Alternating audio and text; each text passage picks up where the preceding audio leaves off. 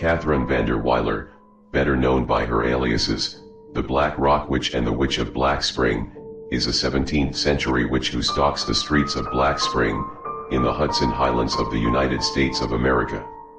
She came over on the Dutch ships and is from Holland. During 1664, she was an old mother in the town of Black Spring, because she literally had a young child of her own. However, the young lad died of an illness. Grief-stricken, she called on dark magic to resurrect the boy. Successful, the townsfolk were scared witless to see the boy walking the streets of the town, then called Newbeak, several days after his funeral.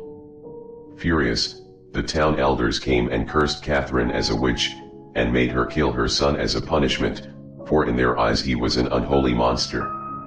Then, they lynched her as an evil crone and threw her mutilated body in the woods. Thus they believed themselves safe from her evil. However, they had only succeeded in damning themselves and creating an unspeakable monstrous force. According to Peter van der Meer, a councilman in Black Spring, the witch is a possessed woman, and not actually Catherine, who the town elders sewed shut her eyes and mouth to prevent Catherine's spirit controlling the lady. Thus, the possessed lady is obviously some kind of zombie. She cannot age, she cannot die, and she will never stop. To combat her haunting, Hex has been created, an organization led by the tyrannical Colton Mathers, who runs the town as if it were stuck in the 17th century. Because of this, they have practically rendered the internet obsolete in town, strictly monitoring its usage amongst the citizens, and outright blocking YouTube from the children, for fear that one of them will film the witch or worse, upload her face onto YouTube, or even worse, untie her stitches for her. The very elite members of Hex are the only ones allowed to use high-tech surveillance to control Catherine's movements, and they are desperate to hide her from the outside world, thus they strictly monitor internet usage amongst youngsters in the town, for fear one of them will find Catherine, record her presence and upload it to YouTube, thus encouraging tourism in the town. That is Mather's worst fear. To combat this, he has brutal punishments in place, such as flogging, for those miscreants who dare reproach those rules. Any new residents of the town who witness Catherine's ghost will be traumatized, then told her history and the town's past of hauntings, and then threatened they cannot leave, even if they want, because Catherine's ghost makes people suicidal upon exiting the town. Catherine first appears in the Grant house, when the sons Matthew and Tyler are arguing with their parents, Steve and Jocelyn, about which child the parents would prefer to save given the choice. This morbid question arouses from Catherine's choice the town elders gave her: kill one child to let the other live.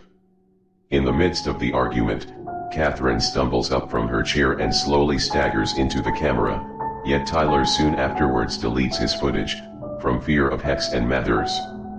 Next, Catherine appears in the Delaros's house, new neighbors in Black Spring, and they are in the process of making out in bed, but Catherine's hideous ghost appears and scares them witless, forcing the shaking couple to be expositioned by Peter on the history of the town, then threaten they can never leave. 3 teenagers, Justin Sawyer, Jadian Hurst, and Burek, have been tormenting the witch for weeks, and Jaden's mother, the butcher, Griselda, is a devout fanatic of Catherine, bringing the witch offerings in the woods after dark, for fear this will encourage Catherine to spare the Holsts. However, Tyler, Jaden's friend, is scared Jaden is getting too antisocial and violent, and Tyler is actually getting to the point where he is worried about Jaden's friendship with him and what Jaden truly thinks of him, and thus he backs off. One day, the boys trip up the witch in the parking lot, and they film the act on Tyler's phone. The witch, being blind, walks into the barrier they installed, and literally falls flat on her bottom.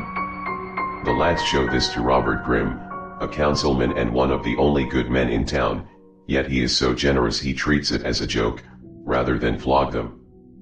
Finally, Jaden and his friends corner Catherine in Jaden's house, and Jaden begins mercilessly tormenting the witch, cutting her breast open and mutilating her, forcing her to kill the Grant dog in response. Then, Jaden goes too far, he stones the witch, along with his friends. A furious Mathers arrests all three of them, calling a town meeting in which the miscreants are sentenced to a public flogging, because any one of them could have opened Catherine's eyes, and damned if that happens.